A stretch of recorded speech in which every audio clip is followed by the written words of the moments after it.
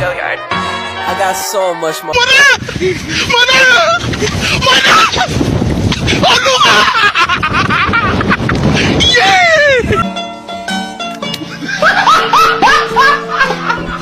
Are you ready, kids? Aye, aye, Captain! I can't hear you. Aye, aye, Captain! Oh!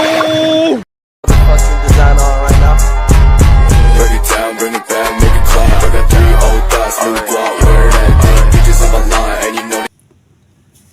Salam, perkenalkan nama saya Marco Bolik dengan NIM 22190-187. Di sini saya akan menjelaskan tentang kasus etika bisnis. Di sini ada 2 kasus yang saya akan bahas. Yang pertama adalah kasus kredit macet sebesar 52 miliar.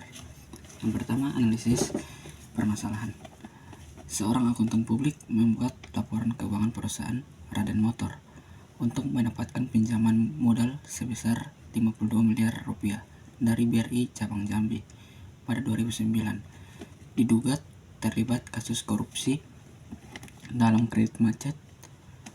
Ada 4 kegiatan data laporan keuangan yang tidak dibuat dalam laporan tersebut oleh si akuntan publik ini, sehingga terjadi kesalahan dalam proses kredit dan ditemukan dugaan korupsi.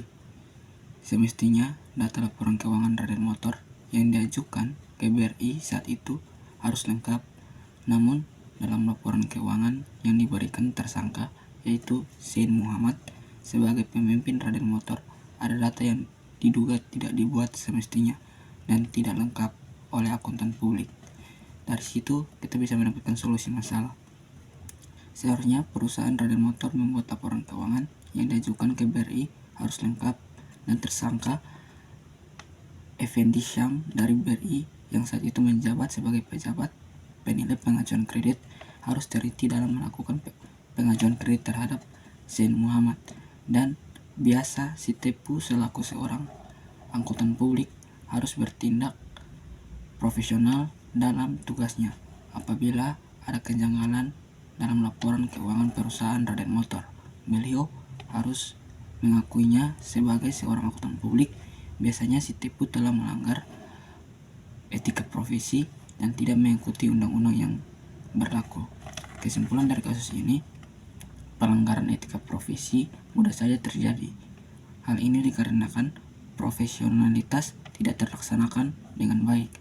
Perlunya ada seminar dan pelatihan yang rutin terhadap suatu profesi.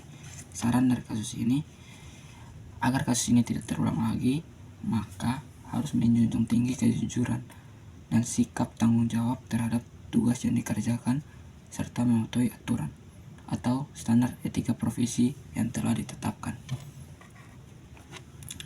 Kasus yang kedua yaitu PT Megasari Makmur dengan produknya HIT.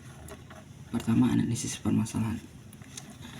Perjalanan obat nyamuk bermula pada tahun 1996, diproduksi oleh PT Megasari Makmur yang berada di daerah Gunung Putri, Bogor, Jawa Barat. PT Megasari Makmur juga memproduksi banyak produk seperti tisu basah dan berbagai jenis pengharum ruangan. Obat nyamuk HIT juga mengenalkan dirinya sebagai obat nyamuk yang murah dan lebih tangguh untuk kelasnya. Selain di Indonesia, HIT juga mengekspor produknya ke luar Indonesia.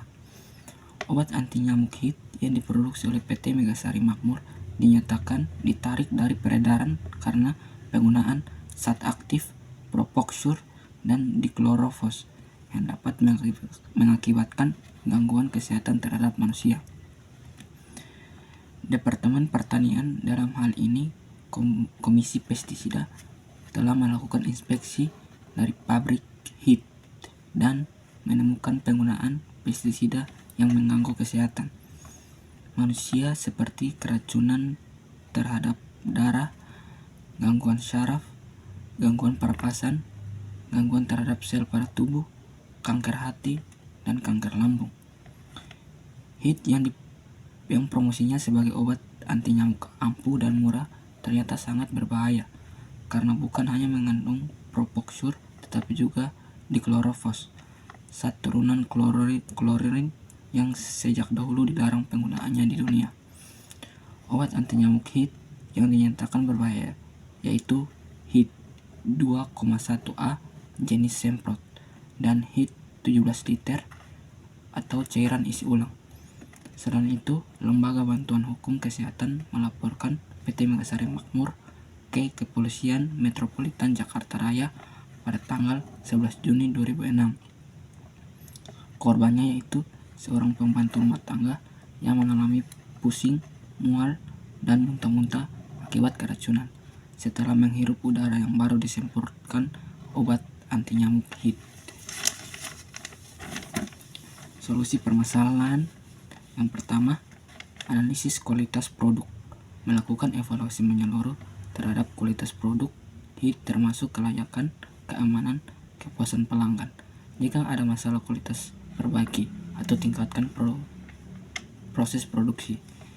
Yang kedua, evaluasi regulasi.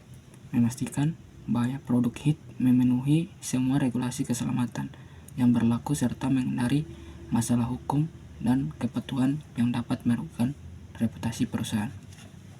Kesimpulan dari kasus ini, etika bisnis sangatlah diperlukan dalam bisnis. Dengan memiliki etika bisnis dalam menjalankan suatu perusahaan sehingga tidak akan merugikan konsumen atau perusahaan tersebut. Tetapi jika tidak menggunakan etika bisnis, maka akan merugikan perusahaan tersebut, seperti pada kasus obat nyamuk HEAT yang melakukan pelanggaran etika bisnis dengan memasukkan zat berbahaya untuk kesehatan pada produknya, sehingga perusahaan tersebut dapat citra buruk di masyarakat dan menyebabkan dampak buruk juga bagi konsumen PT Megasari Makmur yang telah membohongi publik, di mana perusahaan mempromosikan produk obat anti nyamuk ampuh dan murah, tetapi tidak memberi peringatan bahaya yang terkandung di dalamnya. Inspeksi dadakan yang dilakukan oleh suatu perusahaan yang dapat merugikan masyarakat dan membantu pemerintah mengetahui pelanggaran yang dilakukan oleh perusahaan tersebut, sehingga pemerintah mengetahui pelanggaran yang dilakukan oleh perusahaan sehingga pemerintah bisa mengambil keputusan hukum yang diberikan.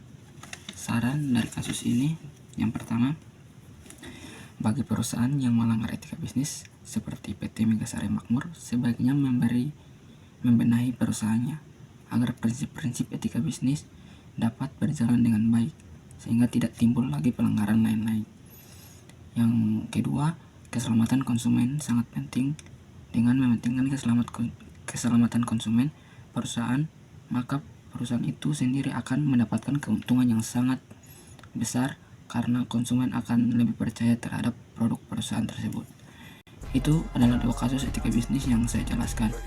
Sekiranya dapat membantu untuk menyelesaikan tugas-tugas. Terima kasih.